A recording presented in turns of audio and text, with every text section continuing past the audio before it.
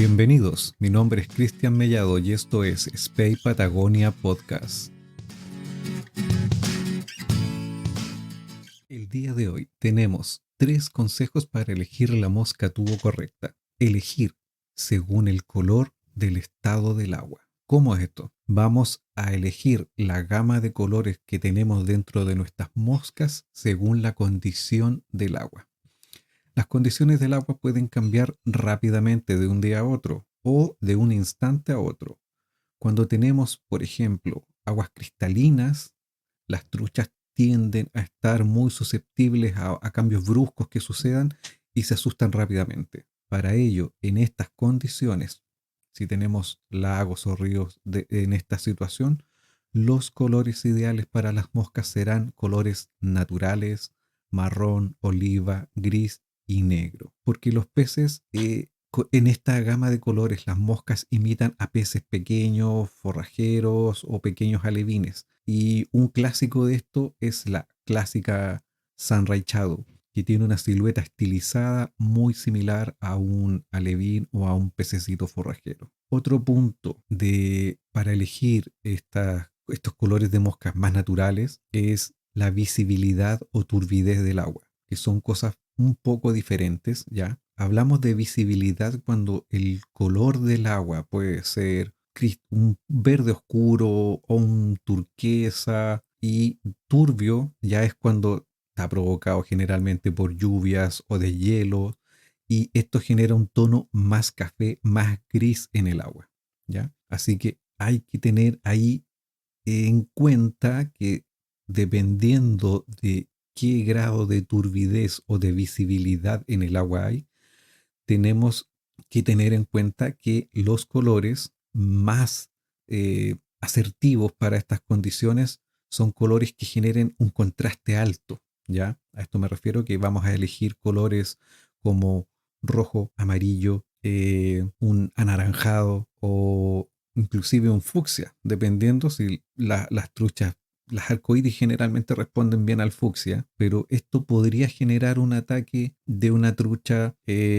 ¿Por qué lo comento? Porque generalmente cuando la trucha está en una situación de agua oscura o turbia, los peces atacan rápidamente. No se toman mucho el tiempo. Si la silueta parece comida y un color asimilar a lo que él generalmente ve, lo va a atacar, sin duda. Así que ahí tenemos esto de elegir el color según la condición del agua, ¿ya? El consejo número 2 considera el peso de la mosca según la velocidad que tenga la corriente, ¿ya?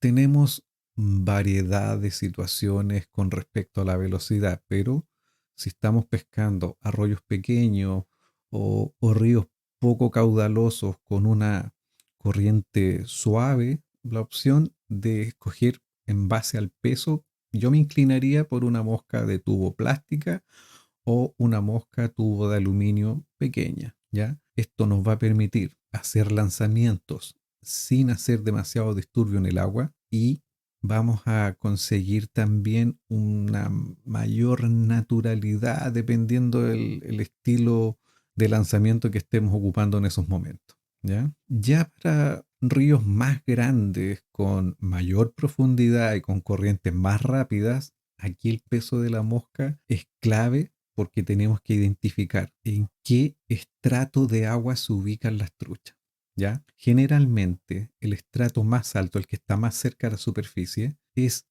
donde va la corriente más rápida. El tramo medio, ¿ya? La corriente es también un poco más suave, o podríamos llamar intermedia. Y la estrata más profunda, la más cercana al fondo, siempre va a ser más lenta, ¿ya? Así que para estas condiciones yo me inclinaría por un tubo de cobre, en el caso de los metálicos, o uno de bronce, y si no lo tienen, una mosca tubo plástico, pero que tenga un cono o un cono de tungsteno, y esto nos va a permitir bajar más rápido a la estrata o a la capa donde se encuentran las truchas, ¿ya? Y también nos va a permitir, por otra parte, que la mosca se mantenga un tiempo más en ese lugar, porque la corriente va a arrastrar la línea más rápido en la superficie.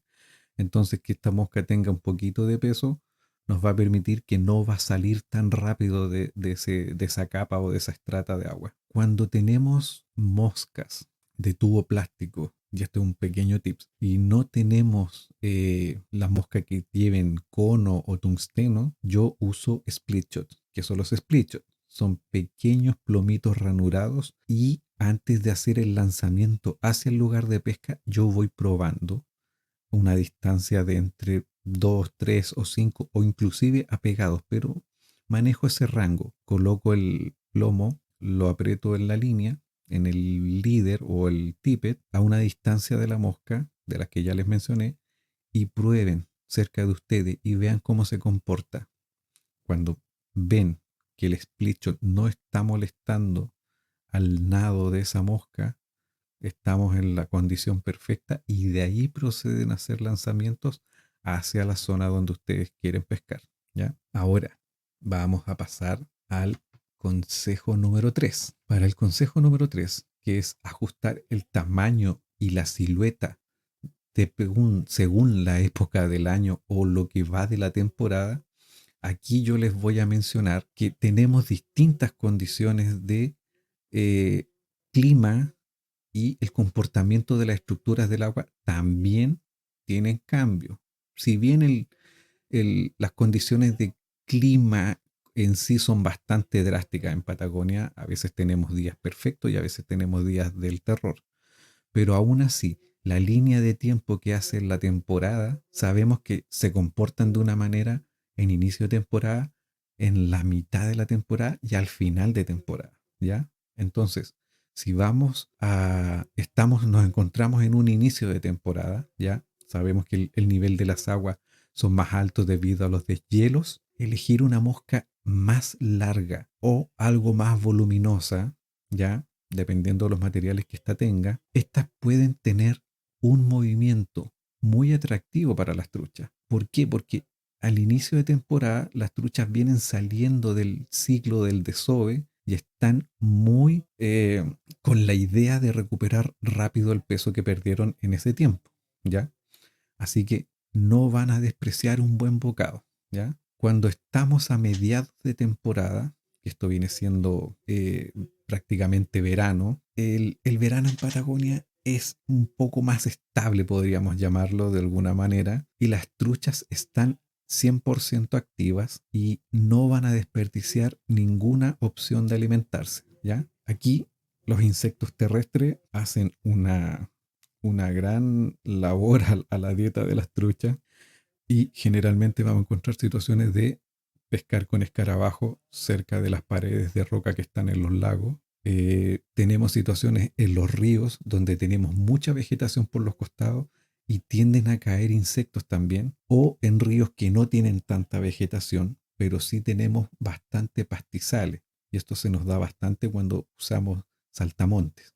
El viento en el verano, malos días calurosos, hace que estos insectos caigan al agua y sean presas fáciles de las truchas, ¿ya? Así que ya pasándonos, pero vamos a dar algo más, a mencionar algo más antes de pasar al último punto, y esto es que si aún estamos viendo que tenemos imitaciones de insectos terrestres, si queremos buscar truchas trofeo, ¿ya? No descarten nunca que cerca de los juncales tenemos un insecto que, si bien tiene un ciclo de vida acuático largo, que son las libélulas, también tienen un ciclo de vida aéreo que es bastante extenso, varía entre 1 a 2 meses, así que también tenemos esa particularidad para pescar truchas trofeo y quizás no tan trofeo, pero de muy buen tamaño en esas condiciones. Y ahora, pasando a lo que sería el final de temporada, marzo, abril aproximadamente, aquí las temperaturas empiezan a descender,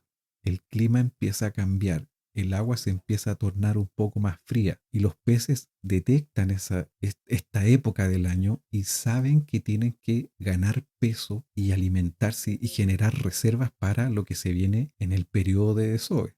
Así que las truchas grandes empiezan a volverse bastante bastante más agresiva y más voraces por esta idea de recuperar, de ganar peso y ganar energía, acumular energías prácticamente para ese periodo de reproducción. Siempre, siempre aquí la gran elección de moscas van a ser moscas bastante más grandes porque las truchas están dispuestas a comer peces que son más allá de un alevín. Aquí es donde se da la típica anécdota en donde vemos truchas marrones grandes alimentándose de pequeñas arcoíris. Y estamos hablando de que esas pequeñas arcoíris a veces están sobre los 10 centímetros. Así que aquí la elección de tu mosca tiene que ser basándote en un pequeño pez para tentar a ese marrón trofeo, ¿ya? Bueno, bueno, creo que con estos 3 consejos es lo que me ha funcionado a mí en base a experiencia, se las transmito a ustedes para que vayan de a poquito entusiasmándose con la idea de probar estas moscas tubo que son tan fascinantes y esto los va a ayudar a un inicio en este mundo de las moscas de tubo para que vayan dándose cuenta que son una muy buena alternativa, ¿ya? Así que espero que estos 3 humildes consejos de este guía pescador les sirvan en sus viajes de pesca y disfruten y vamos a seguir haciendo otros episodios hablando de otras temáticas relacionadas también al mundo del spey y la pesca de truchas en Patagonia. Adiós.